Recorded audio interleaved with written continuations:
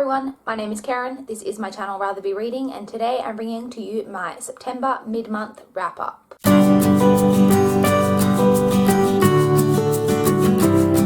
So from the 1st through the 15th of September, I managed to complete a total of 7 books, which I am pretty happy with. So let's just jump straight in and talk about the books. So the first book I completed in the month of September was Glass Sword by Victoria Aveyard. This is the second book in the Red Queen series. I believe there's actually going to be 4 books total in this series. I didn't enjoy this one quite as much as I did the first book, but I did still really enjoy it. I really enjoy how kind of dark Mare is as a character. I find that really different from a lot of, I know people say that the thing that they don't like about this series is that it follows a lot of other YA dystopian series, and maybe I just haven't read enough YA dystopian to see those similarities, because I really find Mare to be quite a unique character to me. As I said, she's very, very dark.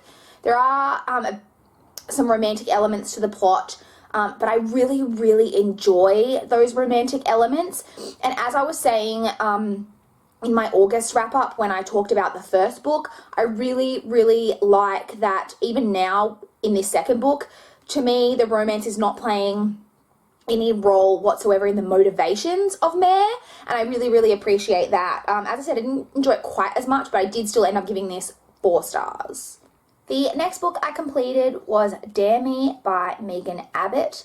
This is actually the book that I picked up to fulfill the challenge of reading a book on a summer or beach reading list. And Megan Abbott is an author that I've never read anything by before, but I have a lot of books of hers that I've heard about that I think sound really interesting, and I've wanted to read a lot of her books. This is the first one I've ever picked up, and I really struggled with the writing style. I don't know if the way that she wrote this book is the way, obviously, that her other books are written, as this is the only book of hers that I've read, but I found the writing style to be extremely disconnected, and because of that, I felt really unconnected with the characters. So this story follows a teenage girl who has always been kind of the right-hand man of her best friend, and they kind of rule the cheerleading squad and all this stuff. And then a new cheerleading coach is kind of brought into the squad, and kind of story goes from there. I did enjoy the premise, and I enjoyed the commentary on kind of teenage girls, but as I said, I just really struggled with the way it was written. I felt very unconnected from the story. In the end, I gave it 3.5 stars. I did like it, but I struggled just to connect to the story. The next book I completed was Die For You by Lisa Unger. This is a book that I listened to on audio, and I actually started this book way halfway through August, but once I dislocated my knee and my mother was driving me to work, I wasn't listening to it. I went through a whole 2-week or something period where I didn't listen to any of this book, and I think that kind of took away probably from my enjoyment of the story a little bit. But this is a kind of adult psychological thriller story that follows a woman whose husband doesn't come home one day, and then she is kind of wondering where he is and all that, obviously, and she contacts police and try to report him missing, and the police don't really seem to take it seriously and kind of say to her that, sometimes men go away, that they don't come home because they don't want to be with their wives anymore, and she's saying, no, that's not the case. And then she receives some kind of phone call or something, I think, and she hears some really horrific noises in the background, and the story just kind of revolves around that maybe her husband isn't who she thought he was. The story was interesting. I really liked that all the characters in it were really layered. There were a lot of layers to all the characters, and I really appreciated that. The ending of the story was kind of a little bit one of those stories that was really everything was tied up in a nice little bow, and I don't really like that because I find that extremely unrealistic. I did enjoy the story. This has kind of a non-linear style of storytelling where, you jump back to different points in time and stuff, and I found that a little bit confusing at times, particularly probably on audio. It might have been easier to follow in an actual hard copy format. I did still enjoy it though. In the end, I gave it 3.5 stars. The next book I completed was Codename Verity by Elizabeth Vine. This book was amazing. This book follows basically two female best friends. One of them is a pilot during World War II.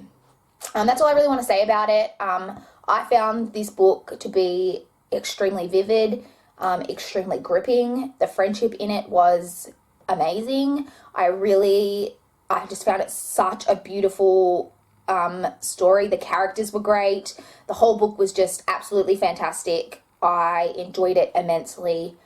I think it's just a brilliant, brilliant story, and I gave it 5 stars. The next book I completed was Imitation by Heather Hildenbrand. This is a book that I was actually approved for on NetGalley, so thank you to the publishers and NetGalley for approving me to read this one. This is actually a book that was published quite a while ago. I've been trying to go back through kind of my NetGalley queue and read as many of the older books that I was approved for a while ago as I can, and so I picked this one up. This is a book that deals with clones. We follow the main character, Ven, who is a clone, and she was kind of raised in this kind of school for clones where they are taught about the person that they're a clone of and how to... They're basically raised to take over their clone's life at some point if necessary, or they may just be used for organs. They don't really know what they're in for, to be honest. And one day Ven gets like her letter and she needs to go and take on a mission or whatever to help the person that she is a clone of. And the story kind of kicks off from there. This is the first book in a trilogy. I did really actually end up enjoying this quite a lot. It had the romance in it. I actually really enjoyed it. It actually follows one of the kind of tropes that I personally really enjoy, which is that kind of trope where you have kind of a male protective kind of figure who she ends up having a romance with, and I'm just a real fan of that. I did have a few questions about the clones that weren't fully answered, but this is the first book in a trilogy, so I do presume that I will get more answers about those type of things going forward in the trilogy. As I said, I did really enjoy it, the story overall, and in the end I did give this 4 stars. The next book I completed was Paranormalcy by Kirsten White. This is another book that is the first in a trilogy, and this one follows a young girl who lives in the, it's the International Paranormal Agency or whatever, and she is someone who can see through paranormal beings' glamours. She can see through their glamours and like see that they are indeed like a vampire or a werewolf or whatever, and so she grew up in this agency. She was discovered when she was a child and she doesn't have any parents or anything, and so she was raised there, and she goes out tracking vampires and such paranormal creatures.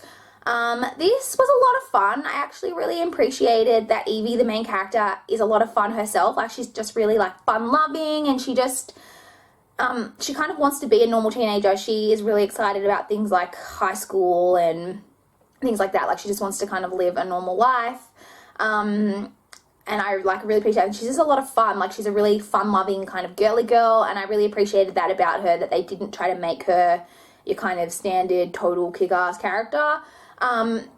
This book isn't bringing anything new to the genre, like, let's be honest, but it was very, very enjoyable, I thought. In the end, I gave this 3.75 stars.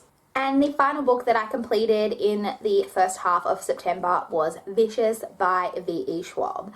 I have never read anything else by V.E. Schwab, and she is an author that I've always wanted to pick up, and I'm really, really glad that I started with Vicious. I actually picked this up to fulfill the challenge of reading a book about an anti-hero, and this book is definitely about anti-heroes. I loved this book so, so much. I found the characters so complex.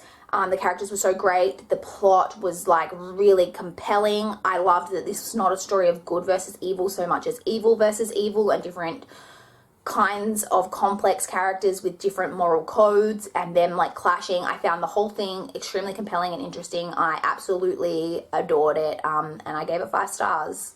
So those were the 7 books that I completed in the first half of September. I would love to chat to you guys in the comments down below if you have read any of these books and have any thoughts, or any books that you have read in the first half of September, anything that you've been really enjoying. I can't believe I've already given 2 5-star ratings this month. That's almost unheard of for me, and we're only halfway through September, so that is really exciting. Yes, I'd love to chat with you guys down below. Please like this video if you liked it. Please subscribe if you want to see more from my channel. But that's all I've got for this video today. Bye guys.